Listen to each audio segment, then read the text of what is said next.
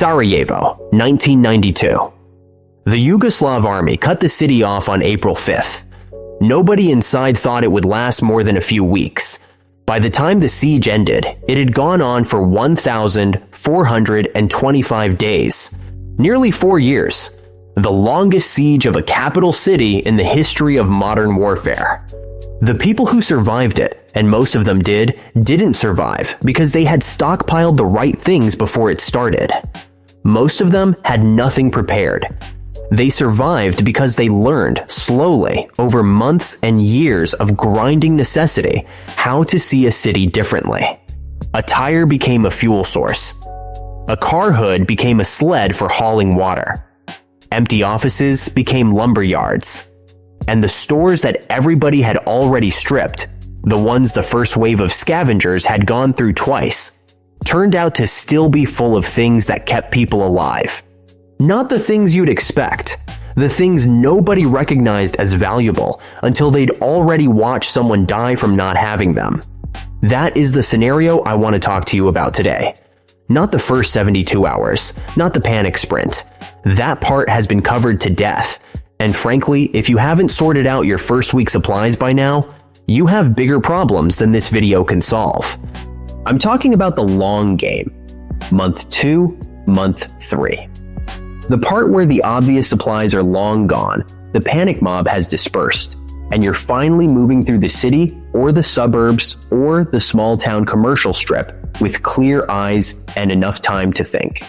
I'm Max, and today on Outfox Apocalypse, we are going to talk about the Stalker's run, the second and third wave scavenge through commercial spaces, and the specific items that survive every wave of looting, because nobody understands what they are.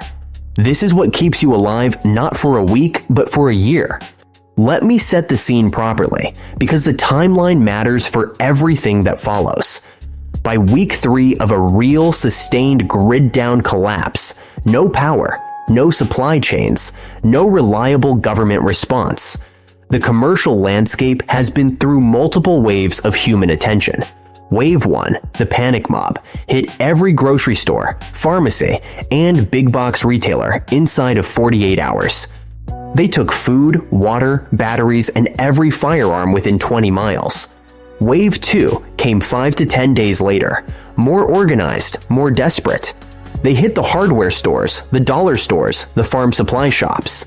They took tools, rope, fuel containers, anything that looked useful. By week 3, Wave 3 is moving through the dental offices and the laundromats and the smaller specialty shops. They're less organized than Wave 2, but more desperate. They take the obvious medical supplies, the cleaning chemicals, the larger equipment. Here is what all 3 waves have in common. They take what they recognize. Every single time, in every documented collapse scenario, and I've read the ethnographic and humanitarian research on this, not the YouTube summaries, the pattern is identical. People under stress revert to their prior mental map of value. They grab what they know, they walk past what they don't, and in every wave, certain categories of objects survive untouched because they don't fit anyone's mental map of survival item. Those are the things I'm about to tell you about. So, you are going in. Month 2, maybe month 3. The building has been through at least 1 wave, maybe 2. The shelves that held food and medicine are stripped. You have limited time and limited carry capacity. The wrong priorities will cost you energy you cannot afford to spend. Let's start with what you're looking for. First thing, and I need you to hold your skepticism for 30 seconds before your brain dismisses this. Personal hygiene tools. Specifically, nail clippers, tweezers, small scissors, a back scratcher, a hand mirror. I can see you already reaching for the fast forward button. Don't, because this is where biology quietly ends people who think they've made it. In a world without running water, real, sustained, weeks into months without running water, your skin is at constant war with your environment. You are living in the same clothes. You are sweating, bleeding small cuts, driving dirt into every microabrasion on your hands and feet. In that environment, a torn hangnail is not a minor inconvenience. It is an open door for a gram-positive bacteria to walk directly into your bloodstream. I have read the field medical reports from long-term displacement scenarios, not FEMA pamphlets, actual field medicine documentation. Strong, healthy men lose digits. They develop sepsis from what started as a cuticle they couldn't clean. Without antibiotics, a small infected wound under your fingernail can kill you in 3 weeks. 3 weeks. Your nail clippers are now a surgical instrument. That is not metaphor. That is microbiology. Wave 1 walked past them. Wave 2 walked past them. They are still on the floor. Pick them up. Right next to the hygiene aisle, you're going to find the tape section. And here's where I'll give the mob some credit. Duct tape is actually solid general-purpose gear. And if you've watched my earlier videos, you know I've recommended it in the right context. But there's something sitting right next to it on the shelf that is genuinely superior for field use, and the mob missed it entirely because they've never heard of it. Gaffer tape. Cloth fiber backing. It doesn't degrade in heat. Professional film crews run it in desert environments above 110 degrees, and it holds. It comes off clean, which means you can use it directly on skin as an improvised wound closure without destroying the tissue when you remove it. And it doesn't leave the sticky residue that ruins gear and attracts every particle of dirt in a 50-foot radius. Duct tape is a solid tool. Gaffer tape is what a professional reaches for when duct tape isn't enough. The mob left it because they'd never seen it before. You now know what to look for. Let's talk about cordage, because every tactical bro in America has 100 feet of paracord on his wrist right now. And that paracord is going to quietly betray him when it matters most. Paracord stretches under load. That means your lashings loosen over time, your knots creep, and anything you're holding together with it will gradually work itself free. It absorbs water, swells, then shrinks as it dries, and your knots either seize up or release at exactly the wrong moment. Both outcomes are bad, so you walk past the brightly colored paracord displays that the mob also mostly ignored because they were too busy grabbing food, and you go to the fishing section or the back corner of a hardware aisle. You are looking for tarred bank line, twisted nylon coated in tar. It packs to 1/3 the volume of equivalent paracord. It does not stretch. It does not absorb water. When you tie a knot in it, the tar causes it to grip itself, and it stays put with a gloved hand in freezing weather. It does not look like survival gear. It looks like something a commercial fisherman would use, which is exactly what it is, and exactly why 3 waves of scavengers walked right past it. So we've covered hygiene tools, tape, and cordage. Before I get into the items that are genuinely counterintuitive, and I mean the ones you'll want to pull this video up again to double check, if you want to keep thinking through these scenarios with someone who actually does the research, subscribe. I analyze what others ignore. Now, the gardening section.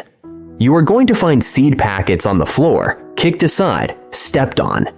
And here is where I need to correct a piece of bad survival information that has spread like a virus through this community. You've heard that hybrid seeds are useless, that they're sterile and you'd be wasting your time. That is not accurate. The actual biology is more nuanced, and in a survival context, nuance matters. The vast majority of F1 hybrid seeds, that's first-generation hybrids, the ones in your standard gardening aisle, are completely fertile, biologically capable of producing seeds. The real issue is what happens in the second generation. When you plant seeds saved from that first harvest, the genetic combination begins to segregate. You get variation. A tomato that reliably produced 8 ounces last year might give you 4 ounces or 12 ounces, or a different shape entirely. It becomes a lottery. That unpredictability is a real problem for a commercial farmer who needs consistency. For someone who needs calories, it is irrelevant. Second-generation plants from hybrid seeds are still plants. They still produce food. They're still worth planting. Now, there is a technology called GURT, genetic use restriction technology, that actually does create biologically sterile seeds. But GURT is a corporate industrial scale technology. It's been tied up in international legal disputes for decades. You will not find it in a packet of garden seeds at a hardware store. The hybrid seeds are useless. Myth is a misapplication of a real agricultural concept, and it has caused people to leave viable food sources on the floor. Take every seed packet you find. Now walk to the pet supply aisle. Because this is where the Merck Veterinary Manual becomes the most important book you've never thought about owning. Your dog in a collapse scenario is not a luxury. It is a perimeter alarm. It is a hunting partner. A healthy dog can detect a human presence at 200 yards downwind. A compromised dog is a liability. And one of the fastest ways a dog degrades in a grid-down environment is internal parasites. Giardia, roundworms, hookworms, they thrive in contaminated water, which is now everywhere. You are looking for veterinary anti-parasitic medications. Ivermectin, fenbendazole, praziquantel. They will still be on the shelf because the mob didn't know what they were. But here I am going to give you a direct warning, and I want you to hear this carefully. Ivermectin is not a universal medication even for dogs. Certain breeds, collies, Australian shepherds, and several other herding breeds, carry a mutation in the MDR1 gene that makes ivermectin potentially lethal for them at doses that are completely safe for other dogs. This is not a fringe concern. It is a documented, well-established pharmacogenomic fact. Before you use any of these medications, you need a reference. The Merck Veterinary Manual is the standard. Find it. Read the dosing tables. Understand that dosage is calculated in milligrams per kilogram of body weight, and that getting this wrong turns a medicine into a poison. This is not optional caution. This is the difference between treating your dog and killing it. Grab the medications. Grab the manual. While you're in the medical or crafts section, take the basic sewing kits.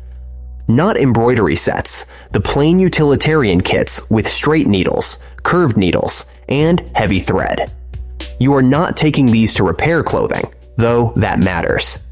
You are taking them because wound closure is a skill that will be required in a world without trauma surgery.